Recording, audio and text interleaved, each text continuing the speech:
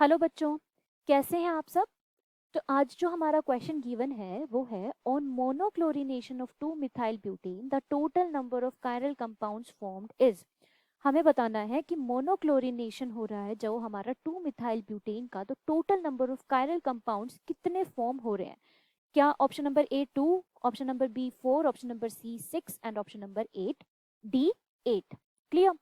तो अब इस क्वेश्चन को सॉल्व करने के लिए जो की कंसेप्ट आप लोगों को ध्यान में रखना है वो ये है कि एक तो आप लोगों को पता होना चाहिए कि हेलोजिनेशन रिएक्शन होती क्या है।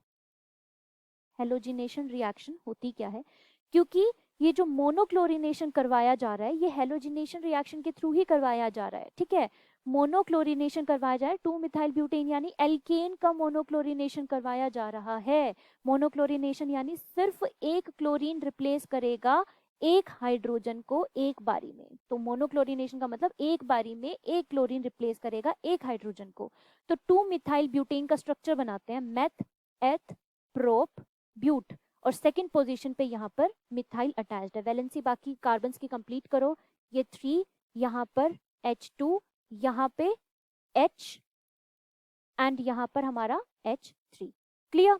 अब इस पर्टिकुलर जो हमारा मॉलिक्यूल है, ये जो हमारा स्ट्रक्चर आपको दिख रहा है 2 मिथाइल ब्यूटेन का, यहाँ पर हमको मोनोक्लोरिनेशन करवाना है।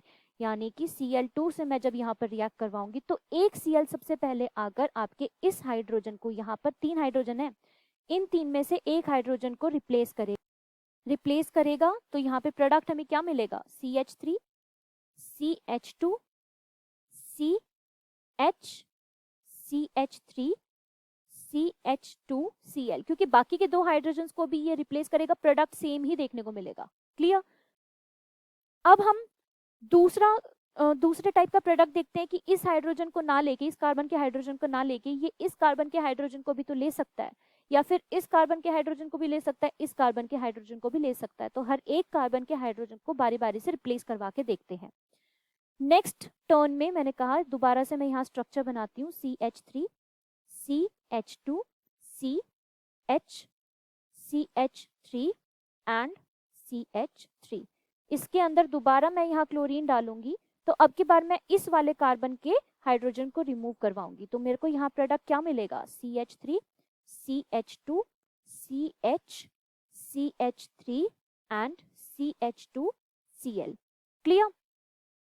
अब मैं क्या करूंगी, अब आप यहाँ पर एक चीज नोटिस कर सकते हैं कि चाहे मैंने इस वाले हाइड्रोजन के क्लोरीन को रिमूव करवाया हो, चाहे मैंने इस वाले कार्बन के हाइड्रोजन को रिमूव करवा के क्लोरीन ऐड करवाया हो, बात तो सेम ही बन रही है ना, प्रोडक्ट तो सेम है। चाहे आप इसको इस तरीके से कंसिडर कर लें, चाहे आपको इस तरीके से इसको कंसिडर कर लें, तो प्रोडक्ट आपका सेम है। ये वाला प्रोडक्ट और आपका प्रीवियस वाला प्रोडक्ट, दोनों प्रोडक्ट्स आपके सेम हैं। तो इसका मतलब मेरे को इस वाले कार्बन के हाइड्रोजन को रिप्लेस करवाने की जरूरत नहीं है, क्योंकि प्रोडक्ट यहाँ पर सेम ही मिल रहा है।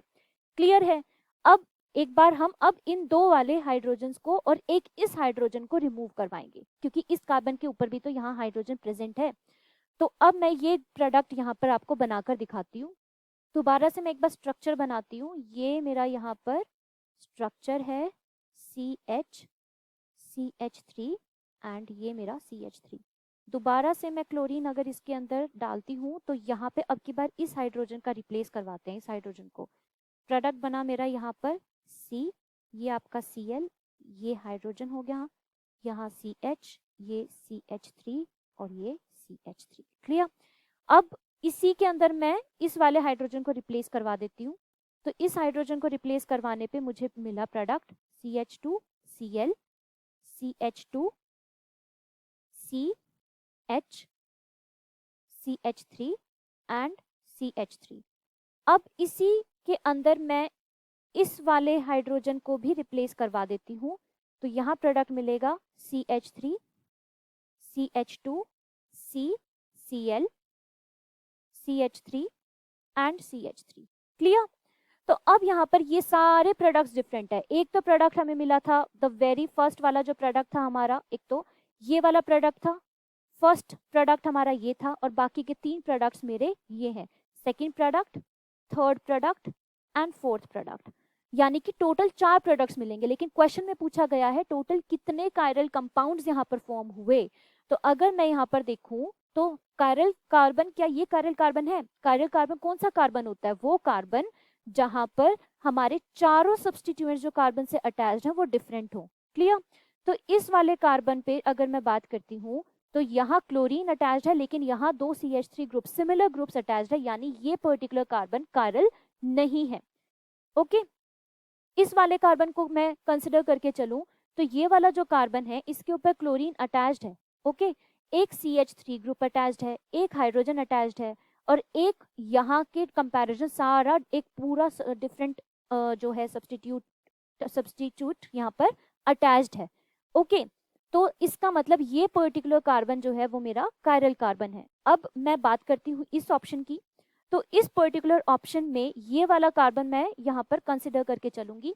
इस पर्टिकुलर कार्बन में यहाँ 2 हाइड्रोजन अटैच्ड है, एक क्लोरीन अटैच्ड है और एक CH2 ग्रुप। तो यहाँ हाइड्रोजन 2 सेम हो गए, तो इसका मतलब ये पर्टिकुलर जो कार्बन है वो मेरा कायरल नहीं है। ओके, तो अब एक लास्ट प्रोडक्ट बचा मेरा ये वाला।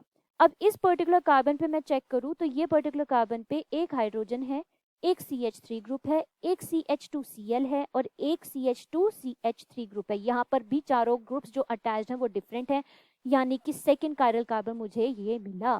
तो इसका मतलब क्वेश्चन में मुझे क्या गिवन था? क्वेश्चन में गिवन था कि मोनोक्लोरिनेशन करवा के 2 मिथाइल ब्यूटेन की total number of chiral compound कितने बने। तो टोटल नंबर हमने देखा 2, हमें यहाँ पर टोटल कायरल कंपाउंड मिले। प्रोडक्ट नहीं पूछा, प्रोडक्ट पूछा होता तो ऑप्शन नंबर बी हमारा करेक्ट ऑप्शन होता, लेकिन यहाँ कायरल कंपाउंड पूछा है तो यानी ऑप्शन नंबर ए हमारा यहाँ करेक्ट ऑप्शन होगा। तो ऑप्शन ए जो है वो करेक्ट ऑप्शन है। होप आपको ये क्वेश्चन समझ में आया होगा। Best of luck, thank you so much.